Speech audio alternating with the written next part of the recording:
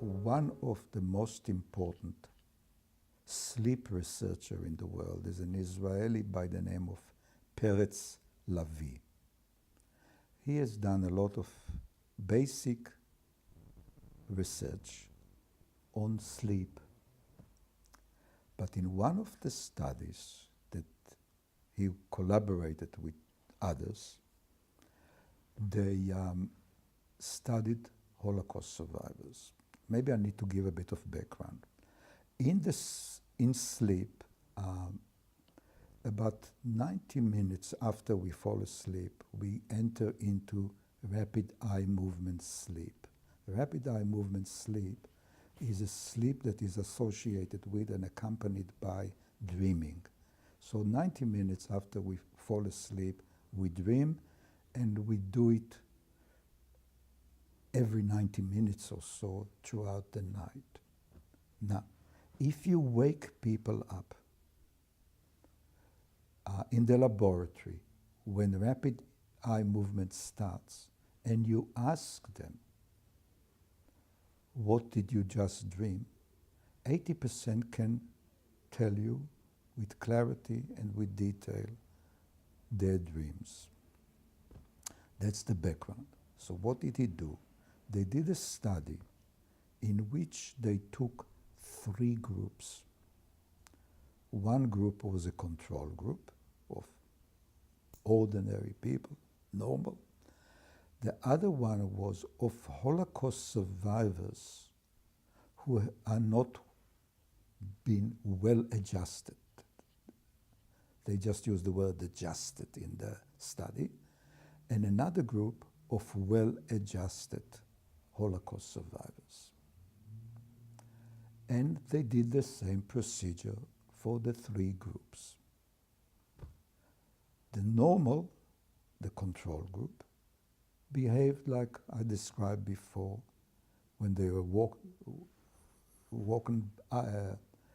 when they started the rapid eye movement. They recalled their dream in about 80% of the time.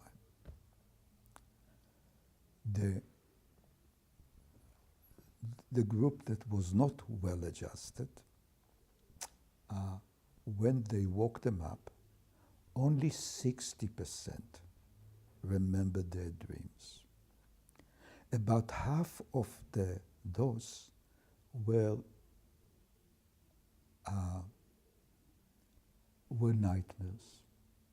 So they had lots of nightmares, and about half of the nightmares were about the Holocaust, and nightmares that had nothing to do with the Holocaust.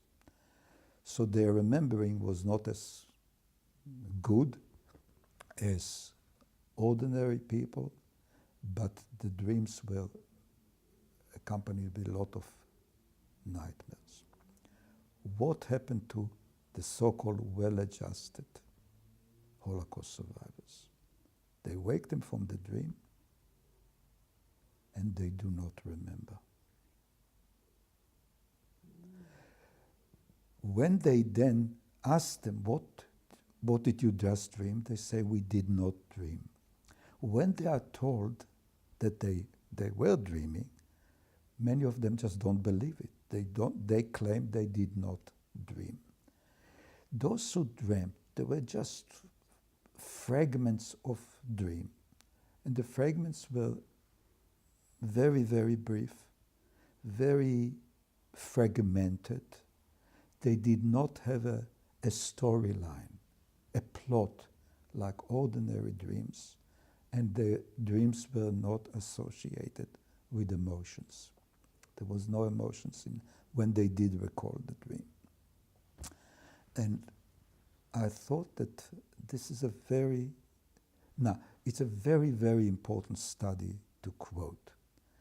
To many psychologists and psychiatrists, to mental health professionals, it's not a comfortable study. Many mental health professionals are challenging the conclusion that he's proposing to the study, which is, his conclusion is that these are people who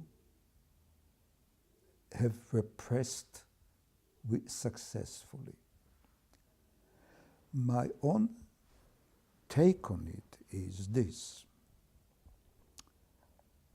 I think I spoke in the first interview or the second interview about my own view that one should positively understand and connote the silence of survivors.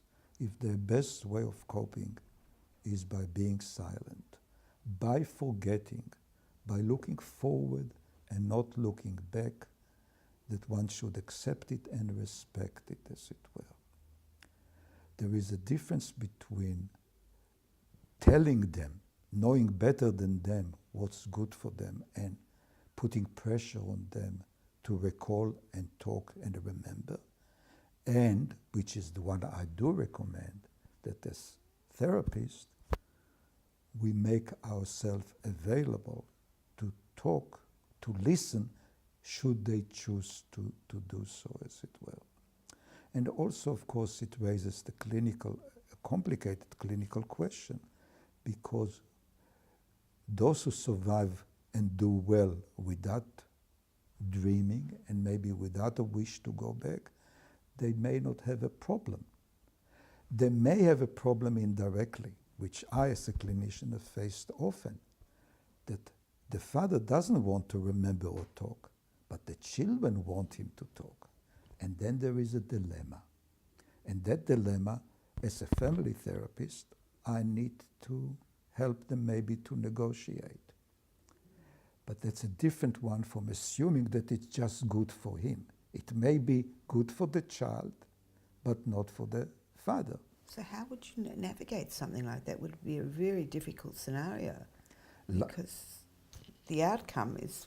And the answer to this question is by being respectful in the first place of the coping of the father and the wishes and demands of the son, by not trivializing what the way the father is and not trivializing the need or the wishes of the children.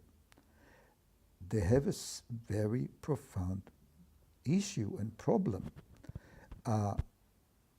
Why I chose to tell that story is because I think it's not a story, I'm making it into a story, because it also, to me, highlights the complexity of being a therapist for Holocaust survivors and their families.